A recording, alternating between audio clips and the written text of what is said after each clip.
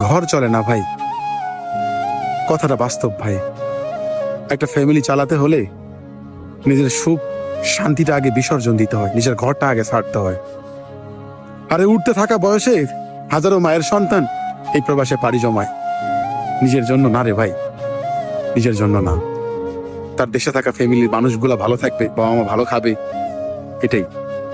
কে বোঝে ভাই যে ছেলেটা 16 বছর বয়সে লাখ টাকা ঋণের বোঝা মাথায় নিয়ে এই প্রবাসে পইরা আছে, দিন শেষে সেই ছেলেটাই আবার অবহেলিত হয় সেই আপন মানুষদের কাছে, যাদের জন্য ঘর বাড়ি ছাইরা টাকা পয়সা দিয়া এত কষ্ট কইরা এই প্রবাসের মাটিতে জীবন যুদ্ধে পড়ে থাকে। সে শুধু তার ফ্যামিলির মুখে হাসি ফোটানোর জন্য। এতটুকু ভালো কেউ বুঝে না। দিন শেষে ওই প্রবাসীটাকে আবার অবহেলিত হতে হয়, কারণ সবাই জানেন যে প্রবাসে গেছে, সে হয়তো ভালো আছে, ভালো খাচ্ছে, আমাদের দিচ্ছে, সে হয়তো মাসে লাখ লাখ টাকা ইনকাম করতেছে, কিন্তু ভাবতেছে না যে যে ছেলেটা আমাদের ভালো রাখতেছে সে কত কিছু ত্যাগ কইরা সেই প্রবাসের মাটিতে পইরা আছে। না পায় বাবা মার ভালোবাসা, না পায় গ্রামবাসীর ভালোবাসা, না পাচ্ছে মায়ের হাতের খাবার ঠিক মতো, না নেয় কেউ যত্ন এই